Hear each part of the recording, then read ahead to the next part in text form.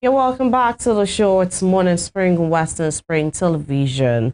And then over the weekend, just as we said, there was the Area Council Elections right there in Abuja, and several of the six, chairmanship positions, several issues around there. So the National Electoral Commission, INEC, conducted the Area Council elections across the six area councils of the Federal Capital Territory in Abuja. The Municipal Area Council, AMAC, Abaji, Buhari, Kuje, Kuali, and Gwagwalada, to fill 6 chairmanship and 62 councillorship, seats. The ruling All Progressives, APC, emerged dominant, winning 5 of the 6 chairmanship positions, while the People's Democratic Party, PDP, won just 1, and that was the Gwagwalada chairmanship position. The election was framed as the first major outing, after the electoral amendment, that's the Electoral Act 2026, was newly signed and seen by many political actors as a test of Nigeria's evolving electoral framework ahead of 2026 general elections. But the turnout was low. Several things were noticed in that election. Turnout was notably low in several areas. Reports of logistical challenges also was reported, and vote buying allegations and legal challenges have already begun to shape public conversation around the credibility, of the process. And so several issues need to be trashed out, need to be discussed, at this time. And joining us this morning to make sense of this conversation, to help us, really, really shed light, to spotlight some of the challenges, some of the gains, especially in the face of the new, amendments to the Electoral Reform Act 2026. So what's saying to help us make sense of this conversation, as we said, with the Abuja Area Council elections. We have with us Dr. Katch Ononuju joining us via Zoom as DG Heritage Center. Good morning, Dr. Katch. Thank you for joining us this morning. Good morning, and thank you for having me. All right. You've seen how the area council elections played out. Some of the things that happened around it, how the conduct, the voters, the INEC itself, the electoral umpire, how everything went. What was your observation about that? Well, one thing that marked the vote was voter apathy, as low as 3% in most areas. There was also the regular forging of notes. We saw result sheets that looks like result sheets from River State. 2023 presidential election result sheets, it looked like that. So we didn't, we remembered Minister Wike was also responsible for this altered result sheet of 2023 in River State. So he's now minister. You could see such other things. We also saw the lack of enthusiasm by voters. Of course, whenever there is lack of enthusiasm by voters, incumbents win. And that's what we saw. There wasn't that kind of enthusiasm of who to go out and vote for by the voters. No, it wasn't there. There was no enthusiasm. The opposition parties didn't excite the voters. They saw, because the opposition party, in this case, the ADC, isn't yet a platform you can say most Nigerians trust. They've refused to zone, and because of refusing to zone, Abuja people just ignored the ADC. Refusing to zone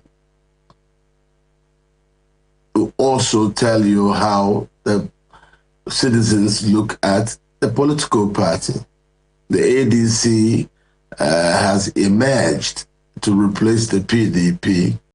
Of course, the PDP that was also killed by the same factors that saw itself play out in this election.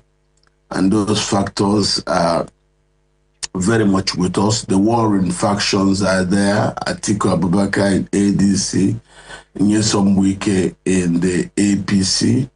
These are the protagonists in the PDP. So I think their war was spilled over into the election. You saw that. And of course, I will say the people lost, because the biggest problem in that was historical level of voter apathy. We've never seen this kind of level of voter apathy in Abuja before, where you have voter turnouts got as low as 3 to 5%, which is not very good for our democracy. So whatever it is that got voter turnout that low, we have to work on it, because it's not just announcing results that the government people want. You need to ask yourself, why are Nigerians shying away from participating in our democracy?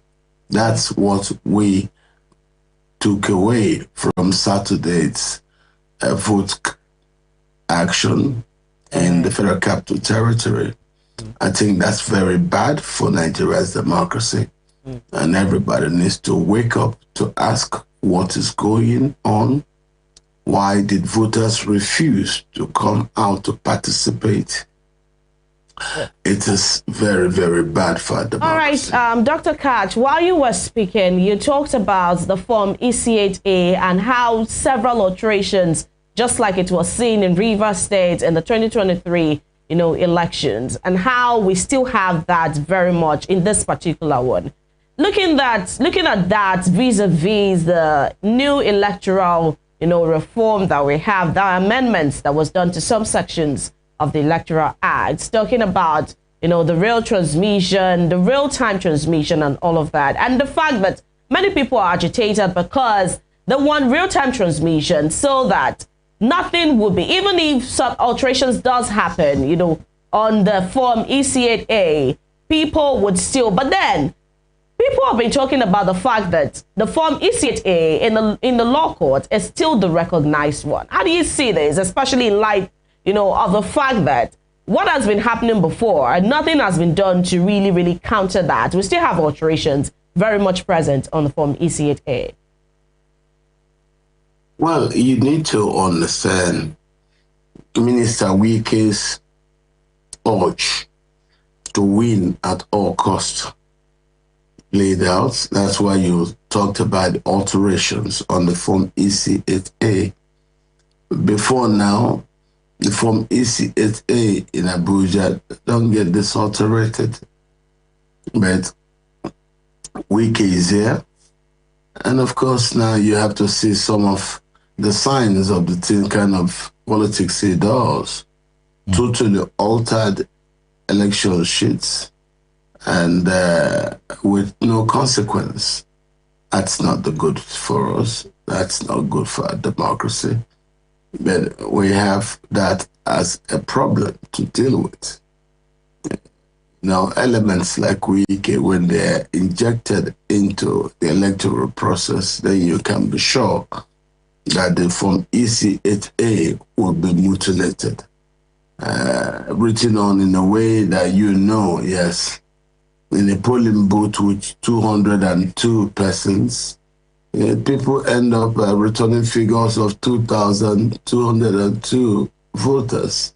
That is not very good for the democracy. That particular sheet had made its round all through the television and then gone through viral postings on the internet, social media. It's not good for our democracy that we're beginning to notice such things in Abuja, because I know historically when Nigerians cheat on elections, they keep it away from Abuja. They allow Abuja to become our picture to the world that we are trying You know, it's when you go down to the local areas, to the hinterland, that you normally see this mess. But Nyesom Wike has now brought the mess from Rivers to Abuja. And if we do not sit up to correct it, it may become a norm in Abuja. And I think that's not good for our democracy. But keeping that aside, the Form EC8A is historically meant to be a backup.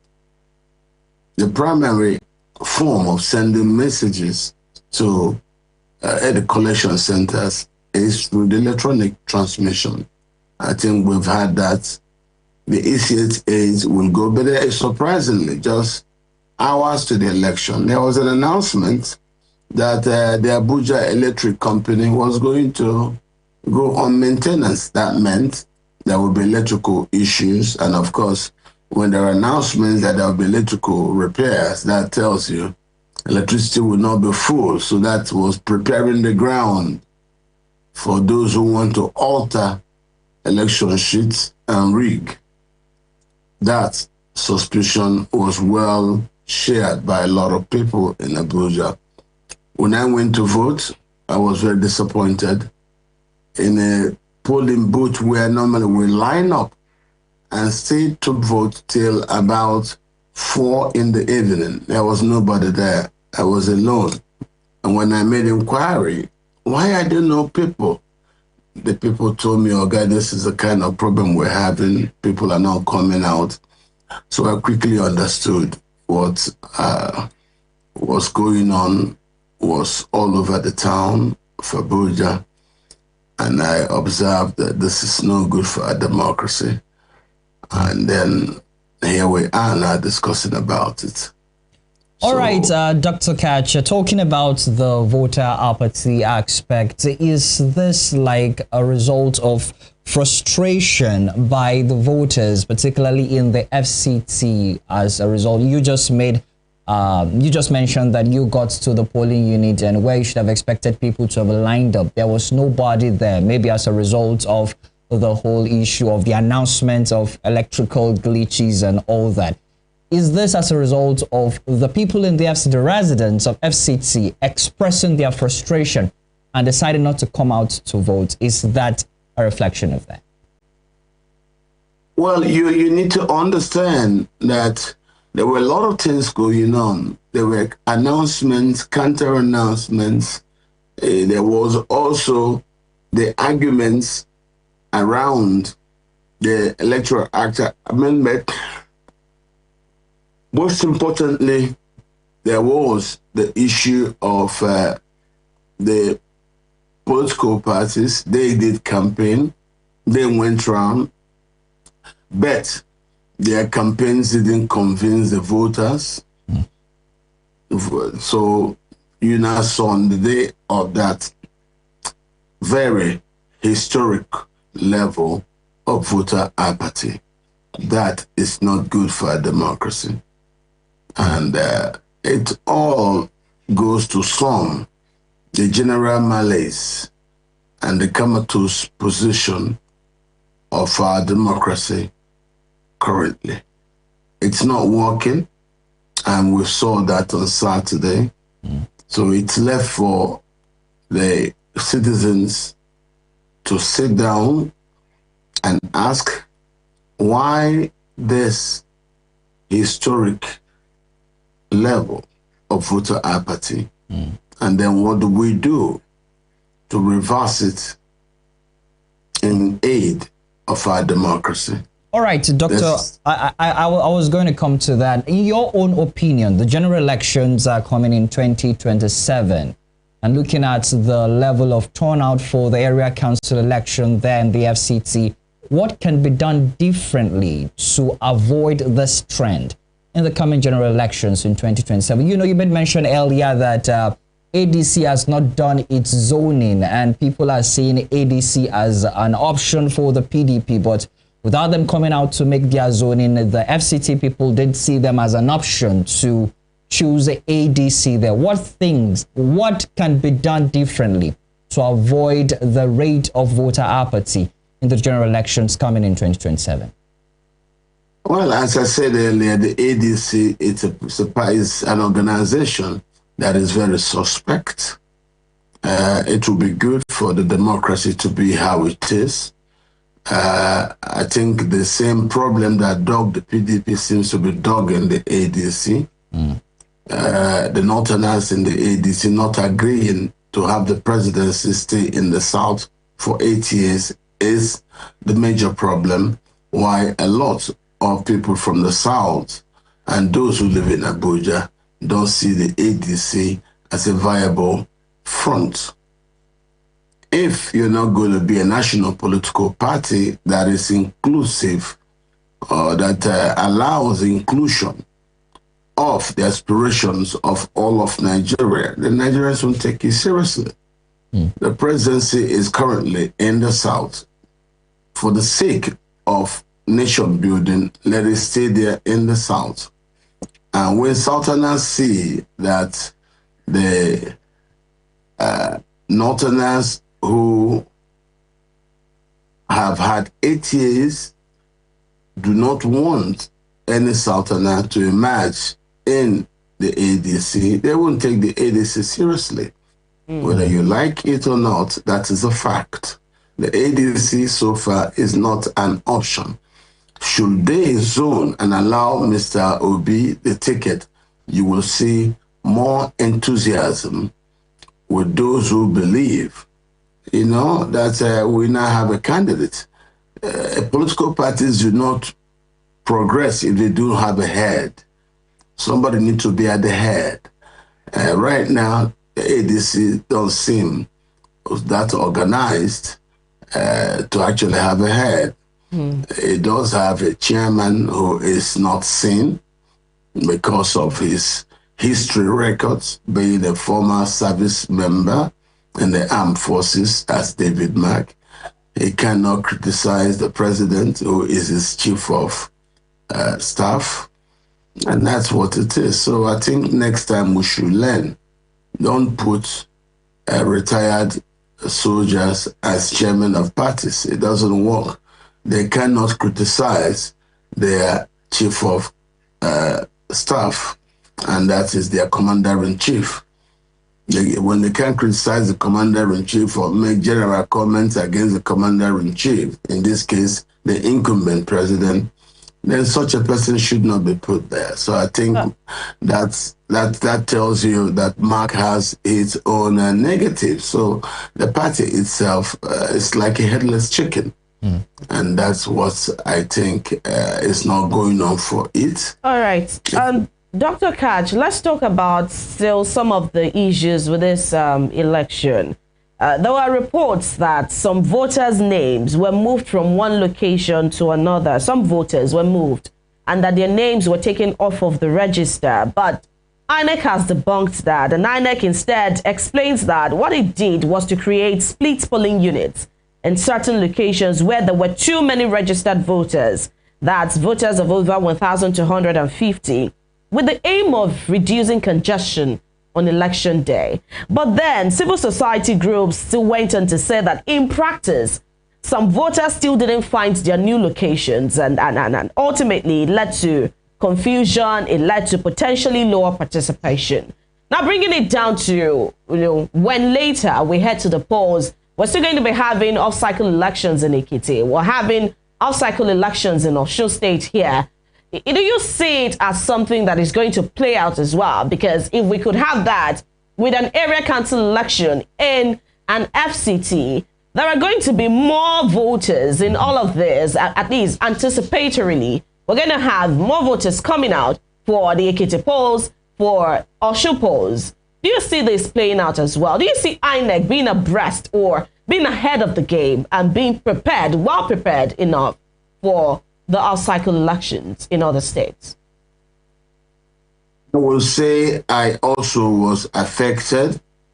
I got a bulk SMS that was sent to me just within 16 hours before the vote, telling me that I have been moved from my regular polling unit to another polling unit under the mango tree. I went to the place where I was, and it turned out it was the same polling unit where I used to be that I was now told I had been moved to. That's very surprising. I've always voted under the mango tree opposite the gate in front of my house. And now told me I had been moved from where I was to that place. When I got there, it's the same old place, and I don't understand the reason for such acrobats. You know, so such acrobatics, I don't know why. I'm not going to start fixing blames and, you know, guessing reasons for it, as the civil society organizations have done, but I think that was in bad taste. Whatever INEC gives as its reason, moving me just hours to my going to go vote, some people will simply not want to start going around to start looking for where they will now vote. On the day of vote, vehicles were moving around. I trekked from my house to the voting station. What if it's somebody who doesn't have access to transportation and you move that person to somewhere a little bit farther from their home? How would they get there? Just, you have about 12 hours to election, and such comes midnight. A bulk SMS telling you you've been moved from where you normally vote to a different place. That means the next day you will start asking for where you should go to. That's not proper. I think we should do all we can to make voting easy and stress-free for citizens. Trying to do such things, I don't know what the reason is for, and I'm not going to apportion reasons for such actions, but I think it is not the best for citizens to be that confused just within 12 hours for the time for them to go vote. I got there, and when they say it's moved, I found out it's in the same place. I don't know the reasons why, and I did my voting. But the voter apathy, I've never seen such before. I have been voting in the FCT since 2007. I have never seen this kind of voter apathy before in the Federal Capital Territory. All right, Dr. Katch, let's look at the performance of INEC despite the fact that there were voter apathy. With your experience when you went to cast your vote, what would you say as regards especially the beavers and the means of result transmission with the electoral amendment bill that was assented by the president? How would you say the INEC has performed? Rating it between 1 to 10, what would you give INEC with the level of performance at the area council elections on Saturday? INEC performance is tied to the desperation of political parties and the actions of politicians. INEC has gotten to the stage where it can do good if it is allowed to do good, and it can also be a tool for bad if the political operators use it as such a tool. INEC has the ability to conduct a free and fair election. There's no doubt about it. The problem is the level of desperation brought about by politicians is what gives each INEC election its coloration.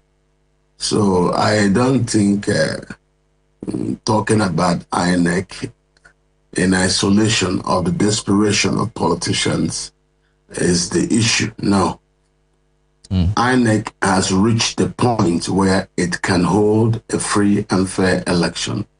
It's simply when the politicians are very desperate, they use INEC for what they want. You're looking at the Electoral Act.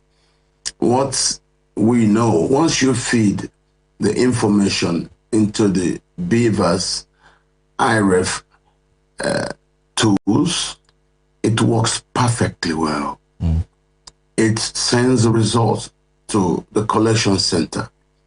If you have issues, we don't have, because all the service providers can do this job. But when you want foolproof service provider action, then you can go on and buy Starlink service, because I buy Starlink service. I use Starlink service in Nigeria, and I purchase it in Nigeria legally. If I can purchase Starlink service legally in Abuja, and I can also purchase it legally in Abuja. So it's an issue of, do we want to do the right thing? And that's why I say it is the frustration that is brought to the process by desperate politicians that makes INEC look very bad.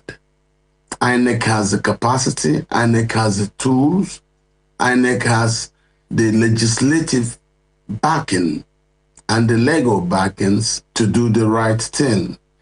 But because of the desperation of politicians, you see politicians use INEC to do very desperate things and undermine the process. Another thing you also look at is not that INEC issue, the judiciary also. You know, the judiciary is the weakest link in our political process. You know, the judiciary is willing, as they stand right now, to give all sorts of interpretations to make desperate politicians happy after committing acts that are seen to have broken the law. It's not INEC. INEC has processes that are well-tuned, fine-tuned to produce good results if the politicians who control INEC allow INEC to do a good result. So I don't think INEC is an issue. All right, Dr. Katch, there were several things that really happened. We have some videos that we're going to be watching in time. But then let's look at Amukpito. The INEC chair, this is the first major outing he's having after he's swearing in, excluding the Anambra elections, which we wouldn't say he was the one who prepared for. It was sworn in October, and that the Anambra elections, you know, took place in November. So we wouldn't really count that. But he prepared ahead for this FCT elections. And coupled with some of the promises he made, you know, at the swearing in, he said it was going to make for credible, transparent, and inclusive elections. We also talked about audit and technological upgrade, which we really haven't seen much of. He talked about logistics overhaul. There were lots of problems around logistics where electoral officials got to the venue of this, you know, elections late. And this is talking about an area council elections in the FCT. I've been reiterating on that. How would you talk about Amukpito's preparedness, especially in the faces of, you know, in the face of his promises and the face of this outing that has taken place? A lot of things about disenfranchisement. We're going to be getting to the part of the president where he assented to that bill, signed it into law, and all of this. But talking about the INEC chair now and his team, this preparedness with the showing in the FCT, what do you say to that level of preparedness? Is it there? Are there some things that needs to really look into and fix? Or it's just not getting the hang of it? I will tell you the problem we have are the politicians. Nothing else.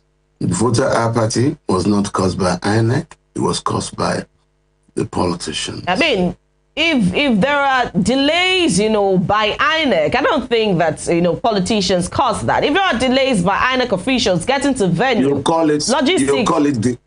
You call it a delay by INEC. Politicians could purposely make sure that materials do not arrive on time to areas where they believe they do not have the prospect of getting very heavy votes. You know, a lot of calculations were premised on the old pattern.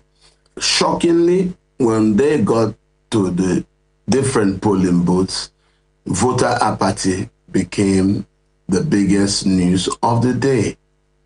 So even though you saw the same fraudulent acrobatics like overvoting being reported on the ECS 8A, you have the politicians as a primary issue. INEC basically was okay. We didn't have complaints. The big elephant on Saturday was voter apathy. And that is a psychological issue. What is it that the politicians did that kept the voters away? That's what the Saturday election in INEC is all about. Yes, we did notice the nonsense in some units. There wasn't that kind of challenge to logistics in terms of what we used to see before when there were heavy demands by voters who come out to want to vote. This one, voters didn't come out to want to vote. And the polling stations were empty. And I went around town, I drove around, I observed in several polling booths that there were no lines. And that is historic. When we go out to vote, we stay in lines and vote one after the other. On Saturday, there were no lines anywhere. And that's a problem. So that's what we have to worry. The voter apathy and its effect on our democracy. That's what Saturday elections showed. All right, Dr. Katch, I'm itching to ask this question regarding the results of the elections. After the Saturday elections, despite the fact that residents in FCT decide not to come out, there was a larger level of voter apathy. What is the body language or the tone of FCT residents as a result of the announcement of the winners of the area council? We have 5 for the APC and 1 for the PDP. Are the residents of the FCT nonchalant about the result, or are there reactions from Monday up till today? What is the tone of the FCT currently as regards the results of the area council election? Well, if they were nonchalant in terms of they didn't care to go out to vote, of course, they will also be nonchalant and unperturbed by whatever announcements are made. The APC won all of it, even because it was the APC controlling both the PDP candidates and also the APC candidates. So it was just, you're seeing for the first time what one-party rule looks like. One party goes to election, and it declares all the results for itself. And that's very bad for our democracy. We are not, a homogeneous society, so we should not have a contest without opposition. No, that would be wrong. You can't have a contest in Nigeria without opposing views. There must be opposing views. And so since in Abuja, there were no opposing views, the voters refused to come out to vote. It just tells you they don't care. You can announce anything and they just be watching you. And that's why I say that problem, it's a dangerous precedent for our democracy. What is it that the incumbent government has done to have made the voters lose this?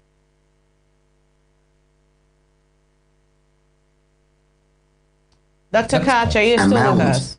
Okay. All right. Please go ahead. Yes, I'm with you. Let's I am with you, and I'm trying to tell you that whatever it is that made the voters not turn out, it's very, very bad for the democracy. Whatever that made the voters not turn out is what we should discuss. Whether you like it or not, yes, the incumbent may have liked it. There was no competition in the last election. Since the people didn't come out, the incumbent won everywhere. Nobody voted against anyone. So, and those who still went to buy votes, police caught some of them with money for vote buying. Of course, if people were all over the place, police will have an issue catching such persons. But there's nobody. So any activity by anyone gathered at any pool, police will see it. And they did that, and we heard about it. Doctor, you said there was no it was a contest without opposition. However, in the elections, we have the APC, we have the PDP, we have the ADC, we have the SDP, we have ABGA, we have the NNPP. Are you saying that there was not a level playing ground for all those political parties to participate in the election that was just concluded? Is that what you're trying to say there? There was no competition. The competition is decided by the voters. The voters compete against themselves to make their own desired platforms win. On Saturday, there was no competition. No one came out. Voters didn't come out to compete amongst themselves on who will win or who will not win. That's what happened. The voter apathy was that bad. Competition is among society. The platforms are the ones who provide the colors for the different platforms of competition, but those who go out to compete are the minds of society. Those who say they will support A, competing against those who say they support B. There was no such competition on Saturday, no. The society didn't compete. They didn't go out to vote. They stayed indoors. All right. And that's what happened. All right, Dr. Katch, thank you for staying with us thus far. And for you viewers, it's time for a quick break. When we return, the conversation continues. We'll be taking some reactions from, on the streets about some of the things that happened or took place at the FCT polls. Stay with us.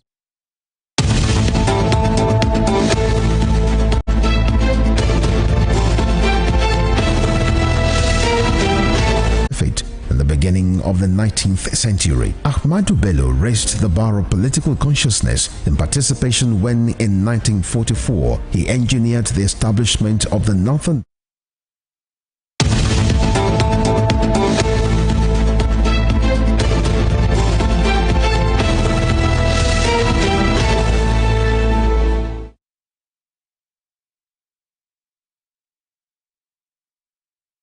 the minister defranchised a lot of people from voting. I live in Maraba. I have my polling booth at Zone 1. Zone 1. Since the inception of voting in the FCT, I normally leave my house for voting 5 a.m. to that place. But in Wike, the minister blocked all the access route to the FCT. 8 p.m. on Friday. Till the following day, 6 o'clock. Because he knew what he was planning. That's an intention. What he has been doing in River State, that's what he brought in the city. For years, for the past 5 years, I've been voting. Me and my wife leave my house 5 a.m. We go and step to the other place till 8 a.m. when the election will start. But Friday, so no entry to the city. It's very unfair. Very, very unfair. Well, the minister has already done what he wants to do. He has fixed all the people he wants to. It wasn't a free and fair election, as far as I'm concerned. Because many percentage of people who worked in the FCT live in Maraba, which most of us, we are paying our tax to the national state government. The government is aware. 60 or 65% of workers in the FCT live in Maraba.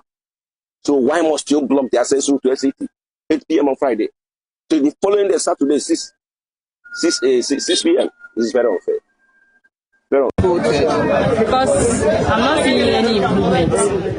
What kind of improvement? Like they are not sharing anything, and I'm fasting.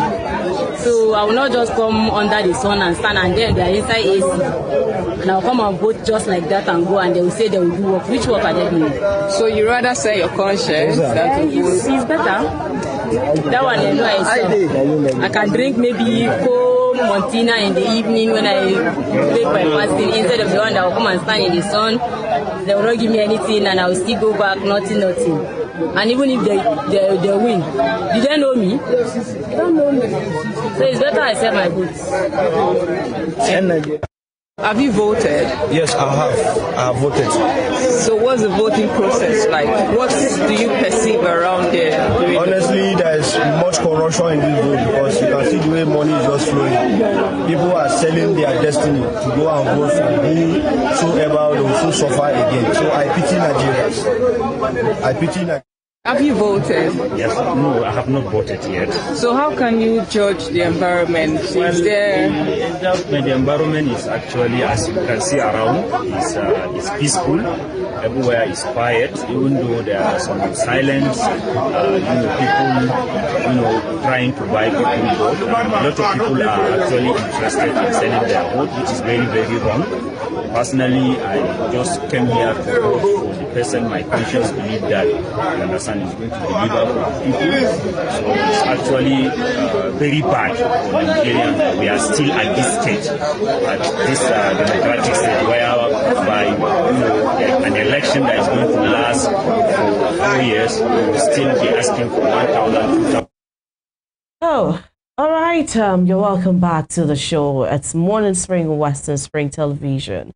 And those are some of the reactions from those are feelers, from the streets, from voters, about the conduct around that particular election. We still have Dr. Katch Ononuju right here with us via Zoom, talking to us about, the conduct as well, the voter turnout, and then the eventualities around that election. Dr. Katch, welcome back. Thank you. You saw some of those feelers. You saw the man from, who was to go vote, and Mararaba. I mean, his polling unit was in Zone 1, and he was to leave Mararaba, to go vote. You saw that, and he was complaining about the blockade and access. He talked specifically about the fact that the weekend-led administration of the FCT, disenfranchised him, so to speak. Let's talk about that. Well, if Wike's actions undermine voters' participation, what would the system do? I don't see the system doing anything to correct it. Instead, the government will probably be very happy, first and foremost, that their party won. And that's that. And I will just tell you, you've heard that report. Despite the voter apathy, there was widespread corruption and widespread strat acrobatics to actually prevent people from going out to vote. So you've heard that. Wike did a lot of things that I never heard of in Abuja. You tried them, as you heard those who say they were stopped from going to where they normally vote. Abuja has historically had easy voting and very, very clean compliance. But suddenly now, something has happened that we have had an election that is not like the one we've ever had ever before. So if the authorities are very interested in getting the democracy proper, Dr. they can I wanted you to react to that before I give this. Remember that there was a warning issued around movement, at least by the police. The police said that there would be restriction on movement on election day from 6 a.m. to 6 p.m. on Saturday, February 21, 2026, except for essential service providers and accredited election officials. Recall also by the FCT minister who said he had gotten an approval from the president, Bola Ahmed Tinubu, to have restriction in movement in the FCT from 8 p.m. on Friday to 6 p.m. on Saturday. You did say that there was not enough warning. And then, if there was enough warning and there was restriction of movements, with identification cards and voter cards, should those people also have been exempted to move from their house, from their homes, to the polling units. Should this restriction have, caught up with them? Well, you're now hearing the reports from the restrictions and the consequences of such restrictions on regular voters who previously would have gone about their voting intentions, and we wouldn't have the mounting numbers that plague the voter apathy. So I will say the minister's behavior has its own contributions. And you heard what that report said, that the minister said he's gotten permission from the president to do the things he does, because Abuja principally is the president's seat of power. And then president appoints a minister who appoints other people that works on his behalf. The president is the #1 citizen in Abuja, since he is the principal leader here in Abuja, political leader, the #1 political leader, what you call the Governor General of Abuja, is the president. But he appoints people to act on his behalf, because this is the seat of power, so he can have people act for him, but he still supervises everything. He's on top of everything. And that's why you heard Wike said he got permission from the president to declare those restrictions. The president will have to look at the performance of the election and the electors, and if he feels there's a need in terms of governance issues to correct some of those anomalies that affected the vote, I think he will move on to, make those corrections. That is, if he thinks that the voter apathy is something he should worry about. Now, that is a consequence of his conscience, not mine. Well, Dr. Katch, we've seen just as we've seen with several of our elections, the voter, the trading around voting, vote buying, vote selling. We've always talked about the fact that if there is no seller, there will be no buyer. But you saw also from that video where there was an expectation around votes buying. There was this person, a voter, who was talking, about the fact that she was expecting that, someone will come buy her vote and all of that. What does it say about the mindset of Nigerians, and that can we really be rid of this pattern, of this cankerworm that has really eaten deep in our society around vote trading in Nigeria? Well, I think it's wrong for you to say that because if a thief takes a gun to a bank, he will see those who will give him money once he raises that gun. That's an illegal act. So if a man takes money to a voting station and he wants to use that money to corrupt people, of course he will see those who will be there to be corrupted, because society is weak, because people are challenged. So it doesn't make it right. No. The fact that you go to the bank with gun, and when you raise the gun and make threats, somebody will hand you money, does not make it right for you to go to the bank with gun. So it's not right to go to the voting station with money, looking for Nigerians you can use that money to influence. That's wrong. That's wrong. So don't put it in, if there are buyers, there will be sellers, or if there are sellers, there will be buyers. People are hard up. People are challenged. The economy is not good. So in times of poor economy, you bring money into a polling station and you start wanting to buy up votes. Of course, there are those who are challenged that will want to sell their votes. That doesn't make it right. So we shouldn't bring it under if there are willing sellers and willing buyers. No, that's wrong.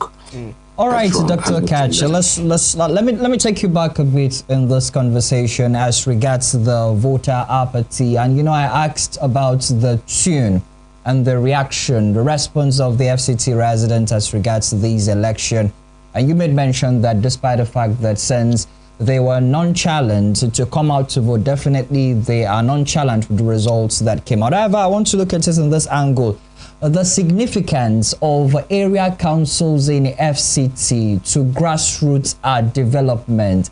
Are the area councils not having an effect to the residents of the FCT that has made them to be, in your response, nonchalant to the results that we have in this concluded elections?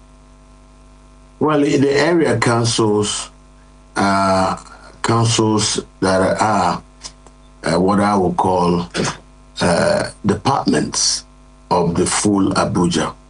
It is called the Federal Capital Territory, and that territory is divided into several area councils, and within those several area councils are wards, political wards. And but everything that happens in Abuja flows from what the president wants. It doesn't, it's not as a consequence of the behavior of the area council chairman. No. If the president comes and he thinks there should be a rapid build-up of the Federal Capital Territory, that's what happens. He releases the money, just like you saw in the past 8 years of Buhari's administration. Buhari didn't want to, or rather him and his minister did not want to finish all the jobs that were started by President Goodluck. And so a lot of them were hanging. Even the company that were doing the company, Julius Berger, they were chased out of Abuja. So a lot of the works stayed uncompleted in all area councils. But when President Tinubu came, he quickly allowed for the payment of those contractors. His minister attended to that, even brought back Julius Berger. And within months, all uncompleted contracts that were lying uncompleted, causing trouble all over the Federal Capital Territory, were fixed. And suddenly, people were very happy with the minister, Wike, who was doing the fixing on behalf of the president. Abuja is the seat of power. It is the place of the president, and the president is in charge in Abuja, but he appoints a minister to help him superintend over Abuja. But at all times, as Wike said, he gets directives from the president to do the things he wants in Abuja. As he said, he got permission from the president to declare the restrictions, which he did restrict people from moving about, as he's claimed. So that's what it is. Abuja grows, Abuja develops, Abuja gets well, Abuja expands, Abuja built as a consequence of the mindset of the president at every given time. When President Buhari didn't want to complete the jobs that were started by President Goodluck Jonathan, Abuja suffered for 8 years. When President Tinubu came and allowed those jobs to have the finishing touches, they were done. And in no time, everybody was happy that the FCT minister was actually working well. It was very simple. And I think that has to do with the area councils. They get well if the president wants them to get well. He allows his minister to spend, and as he spends, the construction continues. Abuja is a big building site. That's what it is. All right, we're building a new Federal Capital Territory. With this explanation now, do you feel that the FCT residents feel adequately represented when it comes to with this unique administrative status, or do you feel there should be a change in this administrative status? We have more issues to worry about in our democracy than Abuja. Abuja has gotten more than its fair share when you compare it to also the status of the states. If the states and other parts of the federal issues were getting the kind of attention Abuja gets, I think we will be very, very, very, very far from complainants that we've become so far as Nigerians. So I think Abuja is well. The current administration of President Tinubu is giving Abuja the time and the kind of attention it deserves, irrespective of the complaints from left, right, and center. So I think Abuja is doing very well under the current administration, but did not fare well under President Buhari. Abuja suffered under Buhari administration. All right, Dr. Katch, coming back to the discourse, we're talking about the Abuja Council elections and the electoral law. Let's go back to votes buying and selling and the amendment around that. The House of Representatives had considered stricter penalties for both vote buying and selling. They had proposed a minimum of 2 years imprisonment, a 500 million naira fine, and a minimum of and a 10-year ban, you know, from contesting elections for those who are caught in that. And but not all of those provisions, right, those ones I've mentioned, not all of them survived the harmonization process. Now, some lawmakers had even gone on to propose that or to debate criminalizing inducement during party primaries, and to but that clause was rejected. It was rejected, and it is not now part of the law. But what the law does say in the amendment now is that at least section 125 subsections 1 and 2 of the new act now treats vote buying alongside impersonation and results manipulation as a punishable offense. And proposes, it says that offenders can face up to 2 years imprisonment, a fine between 500,000 and 2 million naira, or even both.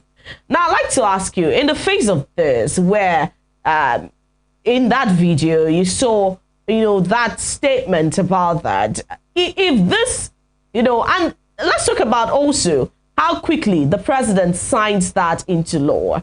Many people during, you know, the whole process where the Senate was talking about it, debating it, the House of Representatives, and before the harmonization eventually took place, many people were talking about the kinds of reform we were even, you know, having at the time.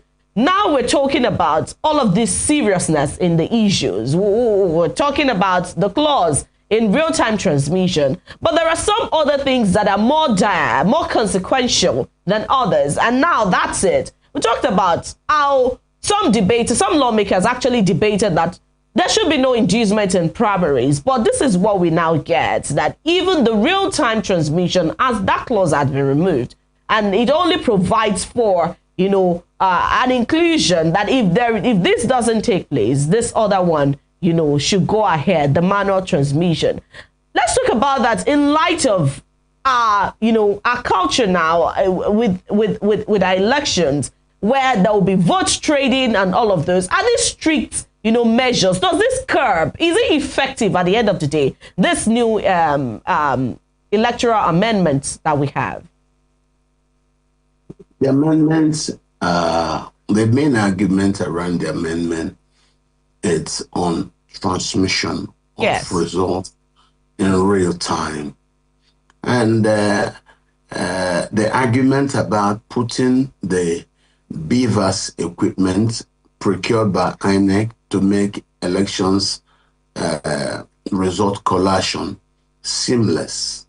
But the politicians who do not want to be voted out by the people, if the people are angry, they want to control outcome, and the ones who are against it.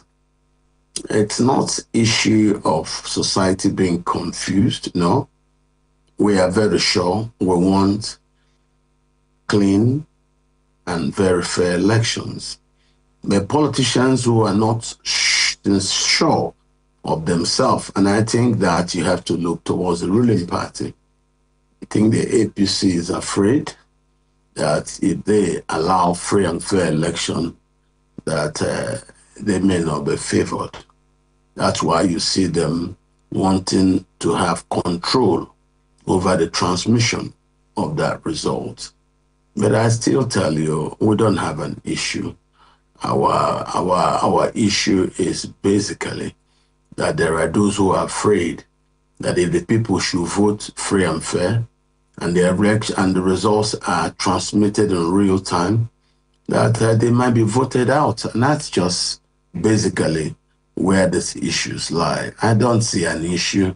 I don't see a major problem. Nigerians have agreed we need free, fair election, because as far as I'm concerned, the best tool to use to fix our society is by having free and fair election. We've gotten to that point now where we've agreed to be a democracy, we've agreed to be, same people, but there are those who are afraid that free and fair election may not allow them to impose upon society the people they want to come to represent us, even though those people did not win the elections, and in this case, the agreement and the nomination of the people to go and represent them.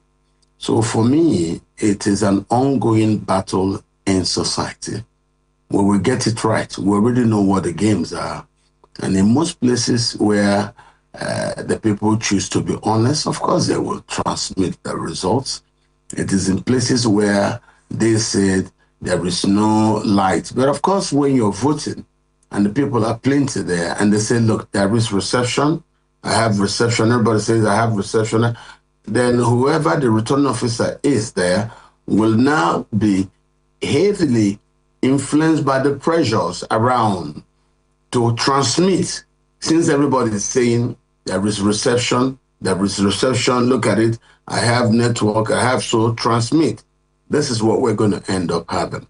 In most places, they will say, do you have network? If you have network, transmit. Others will still say, transmit, whether you have network or not.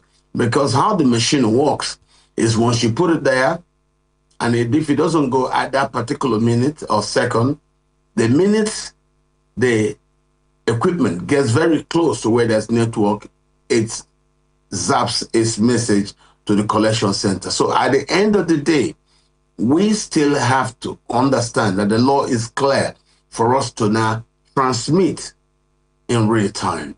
Even if it doesn't get there in real time, it will still get there the minute the equipment gets very close to wherever there is network. So the idea of, no, leave it, let us try something manually, is the argument of people with intentions to rig elections. Nothing more. Nothing less. All right. Because we're on the home stretch now, as we talk about low voter turnout, at least 1,680,000 plus people registered, 1,500,000 and something people. Let me give you the actual figures right there. About 1,680,315 people registered. 1,587,025 and 25 people had their PVCs, and they were the eligible voters. But 239,910 people, like you said, about 15%, of these, voters got this, actually, came out to vote. Now let's talk about the restrictions around people's movement. Let's talk about logistical issues at the same time, and all of the other issues too around the elections. And like I've said, we're moving to more elections where the bigger numbers are going to play out, and all of those, especially with the upcoming elections in Ekiti and then also before the general elections, eventually take place. What are those things we should look for? Look forward to ahead on the part of INEC, on the part of the voters, and on the part of the federal government as we head to other elections? One, we need political parties. Right now, the voters need to see political parties. They don't see it. Everywhere they look, they see the APC. Whether it is Wike's PDP, they see the APC. So the voters need to have that option. If they don't have option, and the incumbent party wants to make sure there are no alternative parties that could compete for power with it, then that's going to be a big issue for the country. But first and foremost, you need a diversity in terms of political choice. Right now, Nigerians don't have it. And a lot of that is created by the machinations of the incumbent party. Wike taking the PDP to court and still presenting the PDP, that is his own faction of PDP at elections, it's just not proper for us. And all that is supported by the president. So that shows that the president himself is also part of those who sponsored this war in other political parties so that nobody competes against his APC. That's wrong. And I think that doesn't help at all going forward. So in all you say, one, the president has to be sincere about the democracy. It's when he's sincere about democracy that he will allow other parties to breed. In this case, they don't. Other parties like the New Imagine Opposition ADC should also put its house in order. You know, if you're just building it as a party that will only bring a northern candidate to run for president because they want to challenge President Tinubu, who is from the south, I don't think that's proper. Allow the presidency that's been in the south to stay in the south for 8 years, after which you can now politely arrange it for go to the north. But then with Atiku Abubakar said no, he wants to treat the ADC the way he treated the PDP. I don't think that also helps in providing a clear-cut platform as an alternative platform in the political process that could be opposed to the ways and places of the APC. I don't see that. That's part of the reasons why there was voter apathy. Some people didn't want to go because they don't know who to go and fight for, what party, how is it arranged. You know, so like the Abuja election, it was just a Wike election, Wike's war, and then he was allowed to display his game. And you've seen the president have congratulated him, so that means the president liked what happened, and that's how we'll take this. I don't really think things will change most if those at the top do not seek changes. If they want to undermine the country, they have the coercive capabilities to actually undermine the country and undermine its democracy. All right. Now, I want to go back to what I was talking about some lawmakers, you know, before we end the show, about how some lawmakers are debated criminalizing inducement during party primaries. Talking about the quality of the people who come, I mean, our candidates, the candidates that are fielded by different political parties. Do you not see these as, if it had sailed through, you know, if those lawmakers had really, you know, had their own way with that, it would have also ultimately affected the quality of candidates that are fielded, you know, by these political parties. If it's criminalized that there should be no inducement at party primaries, let people, you know, different competent hands be brought forward and let the primaries eventually bring out a person that people would eventually see as a person who's competent, a person who can be efficient in his duties. Would this not have been a better way to go with the amendments as against what we have as the amendment? You're speaking of the eventual maturing of the political process. Every society will get what it deserves. What we deserve at this point as Nigerians is what we're getting. So the quality of people who emerge, also, you're right, has a lot to do with the process. If the process is mad and cash and carry arrangements, then you have anybody with cash simply imagine because he was able to buy delegates. Because the players are refusing to allow consequences for rigging and for vote buying and inducement, you can see what they get is not what a lot of people can write home about. So I think if we are to get it well, there has to be consequences for bad behavior. If there are no consequences for bad behavior will continue. So if the legislatures refuse to punish those, that tells you something.